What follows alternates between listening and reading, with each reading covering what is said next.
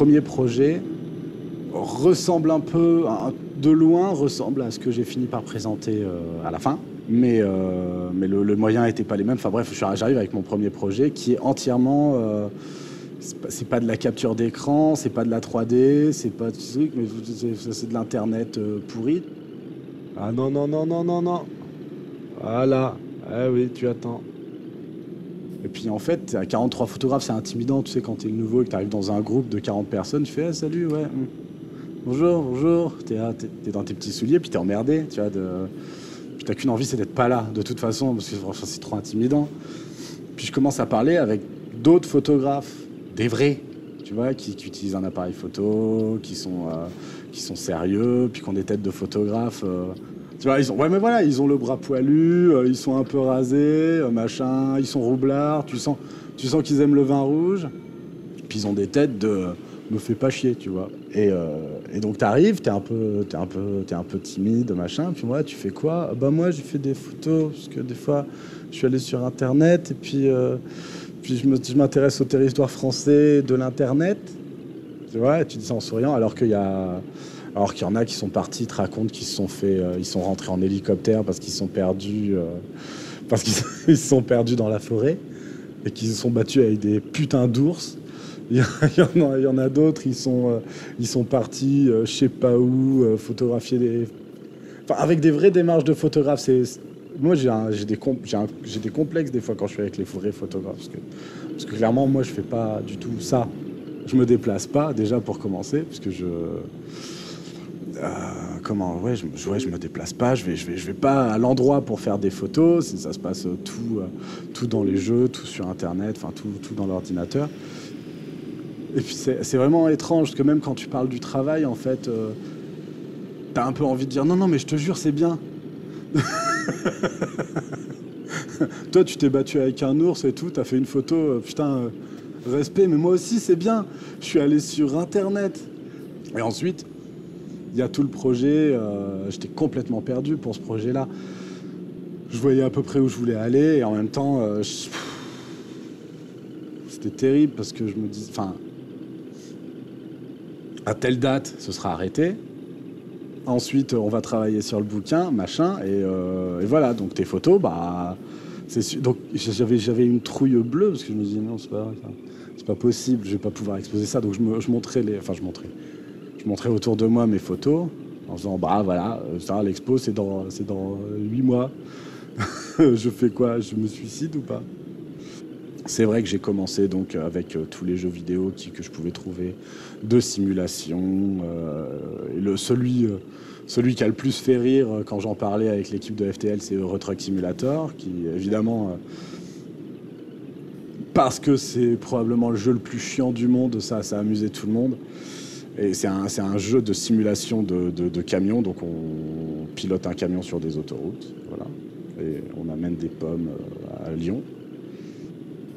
Voilà, je suis arrivé dans France Territoire Liquide avec ce que je faisais, c'est-à-dire un travail de recherche dans les jeux vidéo, sur les univers virtuels et machin.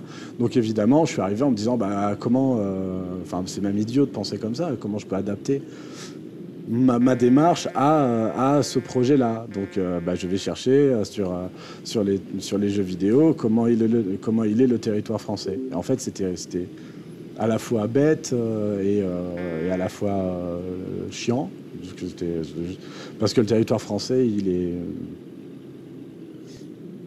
parce que dans le jeu vidéo, il n'y a pas de territoire français, même si on dit que c'est le territoire français, en plus ça ressemble pas vraiment, c'est le territoire, c'est l'Europe, voilà, c'est une forêt, mais bon, il n'y a pas la borne kilométrique de Montélimar, tu vas pas être sur l'aire d'autoroute de l'autoroute du Soleil. Enfin, tu vas pas reconnaître.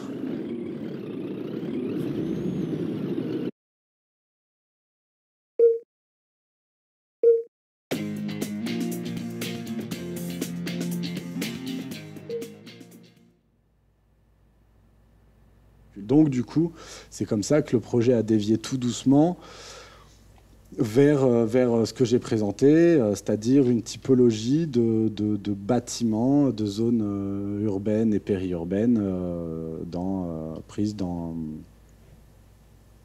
Google Earth. Voilà. C'est comme ça que c'est arrivé. Du coup, ce qui s'est passé ensuite, c'est grosso modo, je suis tombé sur des...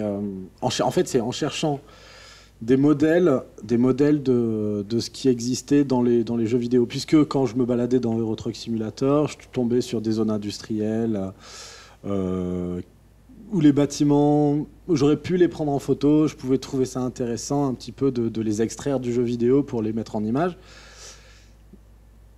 Je me suis mis à les chercher sur Internet, à dire bon bah comment ça marche, comment voilà, Euro Truck Simulator, House, voilà, dans des recherches un petit peu comme ça.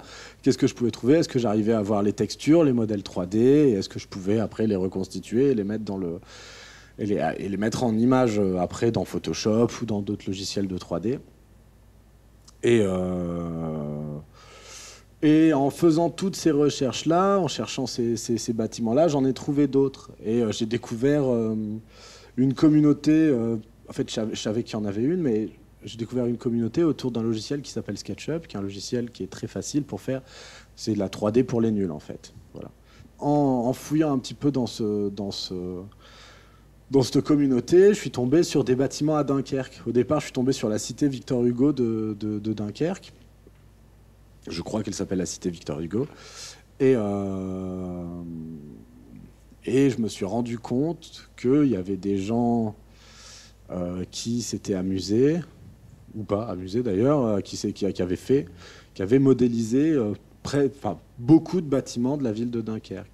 Donc j'ai trouvé cette mine un petit peu infinie de bâtiments 3D. Et c'est ces bâtiments-là que j'ai utilisés. J'ai regardé la date et l'heure de création du bâtiment dans le monde réel, c'est-à-dire, on va dire, Gros Loulou 59 a fabriqué la cité des Lilas à Calais.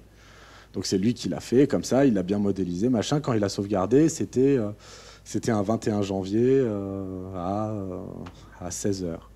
Donc moi, je regarde la date et l'heure. Et je mets dans mon logiciel, donc je télécharge le modèle, et je mets dans mon logiciel la date et l'heure. C'était un 21 janvier, il était 16h. Et en fait, l'ombre portée du bâtiment se met en fonction de ça. Ensuite, moi, j'enlève tout contexte, c'est-à-dire je laisse que le bâtiment seul, c'est dans une couleur de fond qui correspond à la couleur principale de sa façade. Je simule une sorte de brouillard.